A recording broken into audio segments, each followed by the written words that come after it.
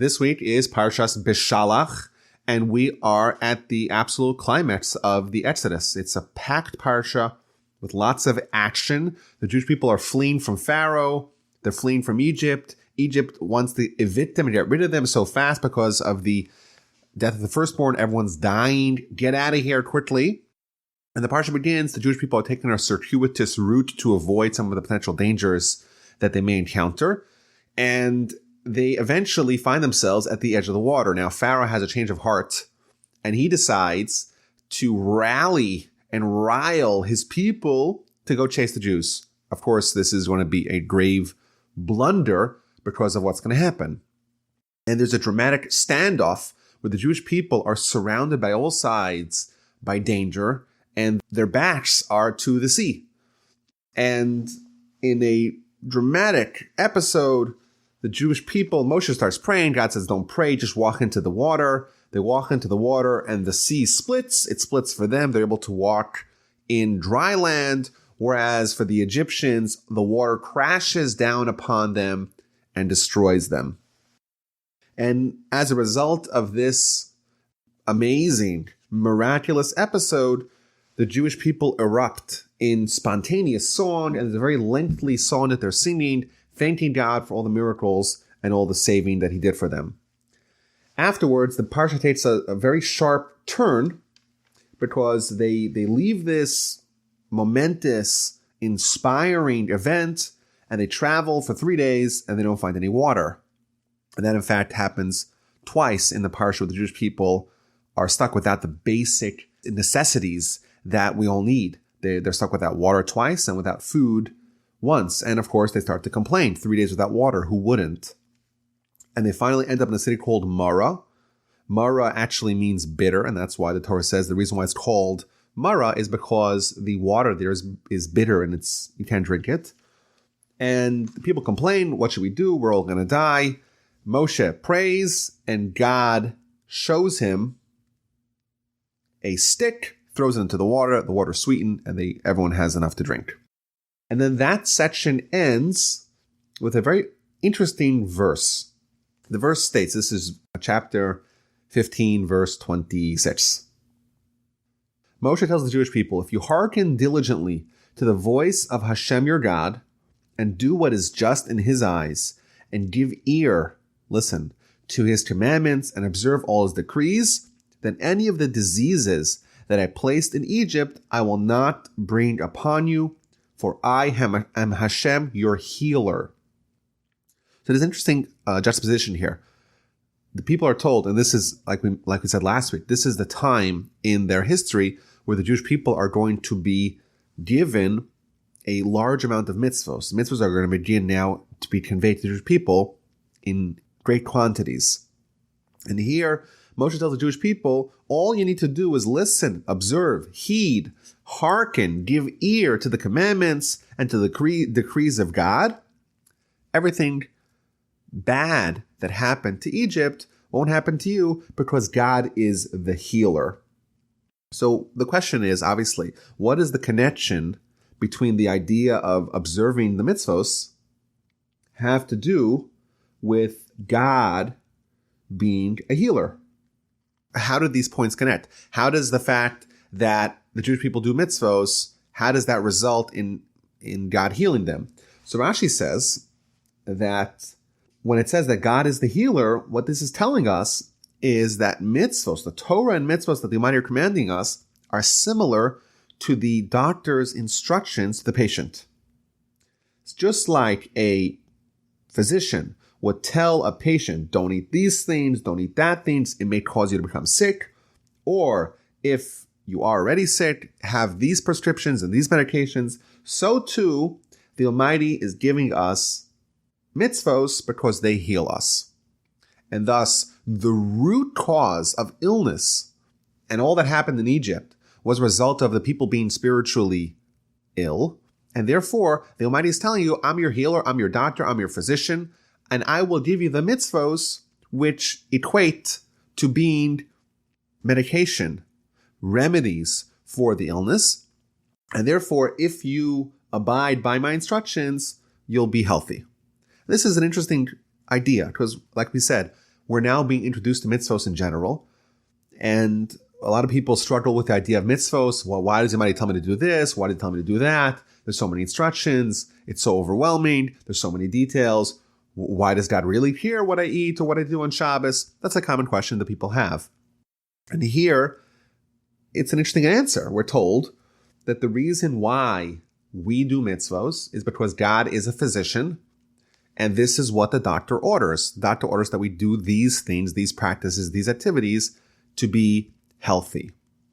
Now, it's interesting because here, mitzvos are being portrayed as being remedies for a certain malady, for certain illnesses. Elsewhere, we are given a somewhat different characterization of what mitzvos are about.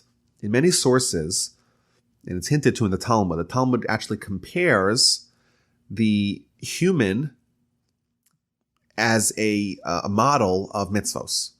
And the Talmud tells us, and kind of an interesting, intriguing idea, that just like the mitzvos are comprised of 613 instructions, so too the human is comprised of 613 parts.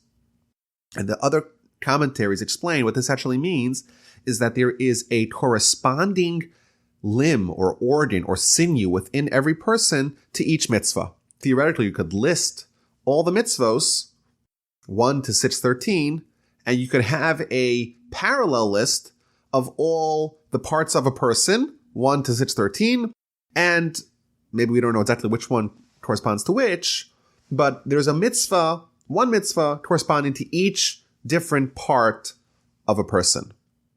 And thus there's a perfect match. So what does that mean? So the commentators explain that what this means is that we know that the human exists on two different planes. There's the spiritual plane and the physical plane, like the body and the soul. And just like the body, it needs oxygen.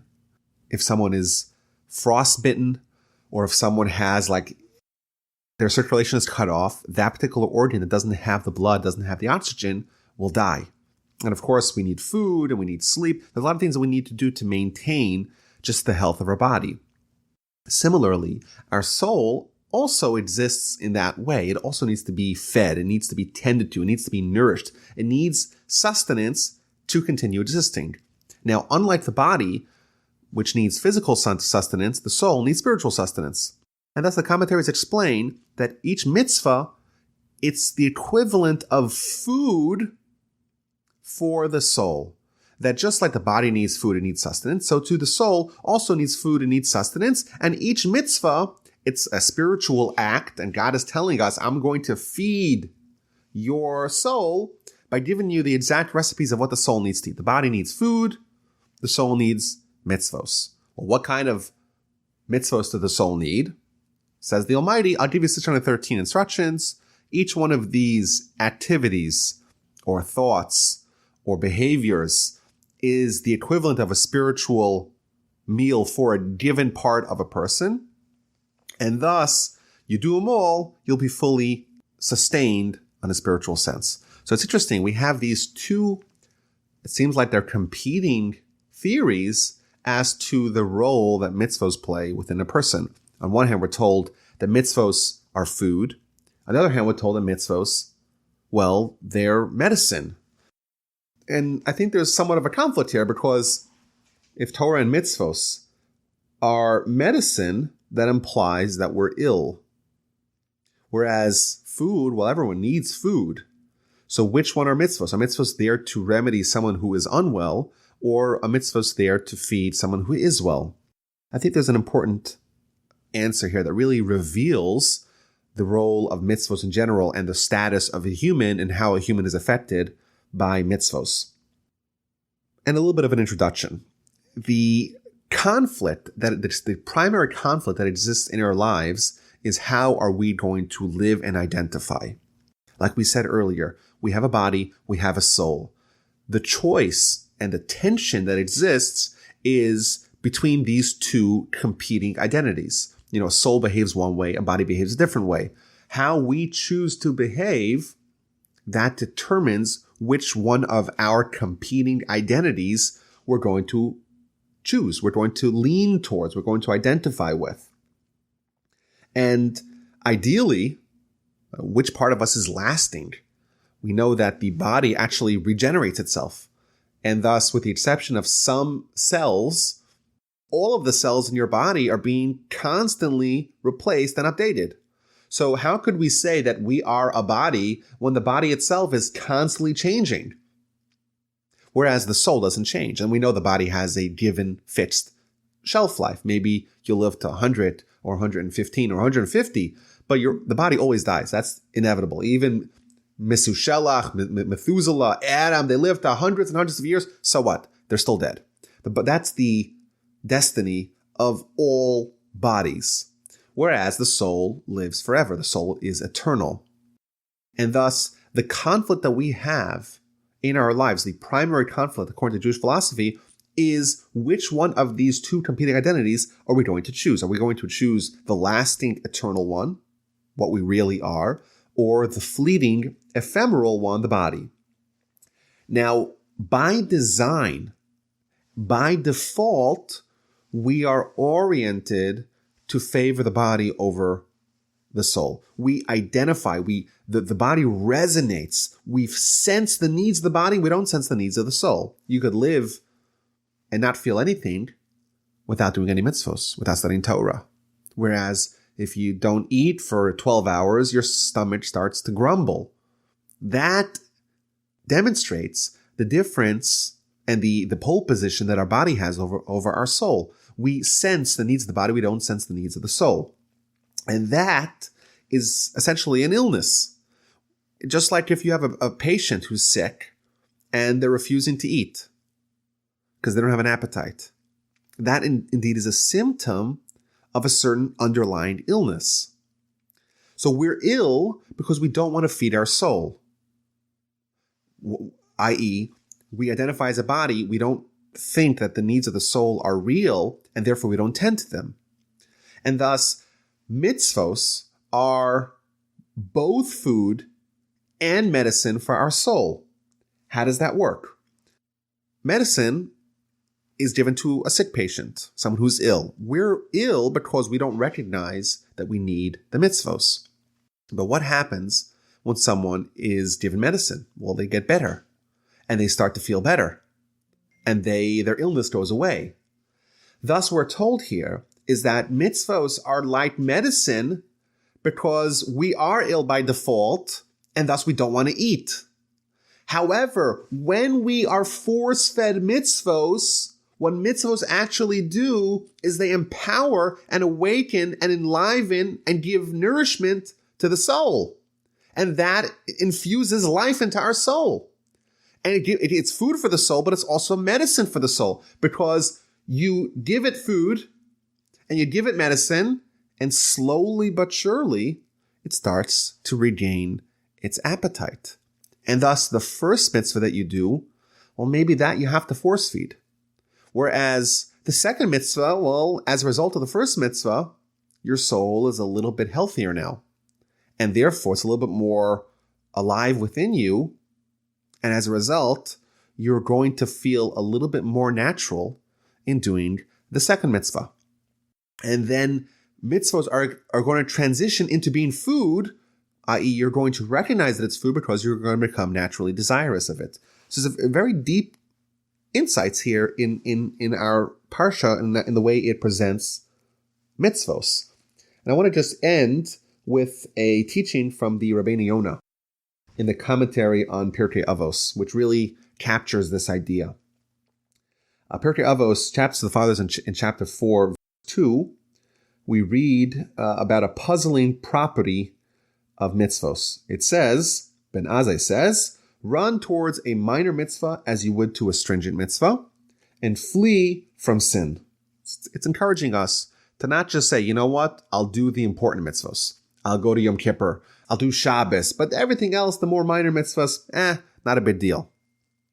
Says Ben Azai in the Mishnah, run to even a minor mitzvah as you would to a major mitzvah, and run away from sin. Why? Why is it so important to chase and pursue and seek out mitzvos? Because a mitzvah begets another mitzvah, and a sin begets another sin.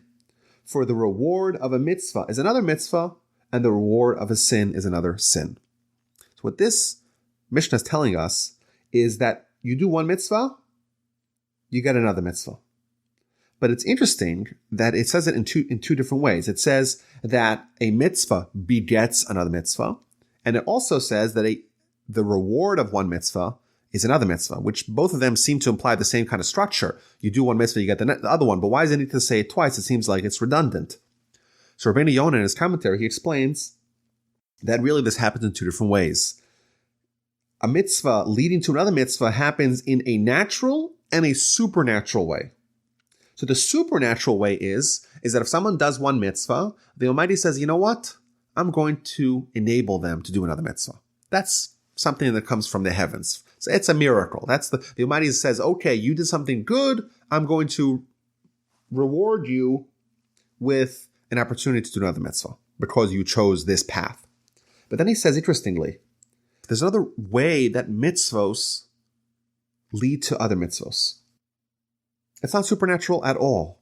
Rather, a mitzvah spurs another in its wake because the first mitzvah makes someone identify more as a soul. It makes someone's soul, it feeds the soul after all, and it gives it a little more strength, and it awakens it within him.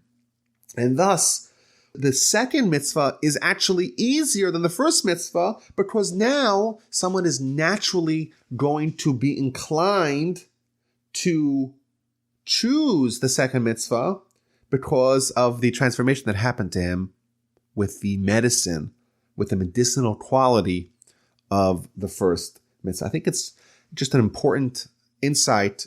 We're about to begin the transition of the Torah where it's going to primarily focus on mitzvos. Of course, there's many stories and narratives and episodes and the like, but for the most part, for the rest of the Torah, it's going to be the bulk of the Torah is going to be about mitzvos. And I think it's important every once in a while to think about the big picture, like this, to look at the forest and not just see a bunch of little trees, but to see the picture in general. Or there's a modern interpretation of that metaphor. You could zoom into a picture until you see just a few pixels. And that gives you much more of a narrow focus on a given point. Whereas there is, of course, a great benefit to zoom out and see the whole picture. So what's the whole picture of mitzvos? Here we get a little bit of an idea.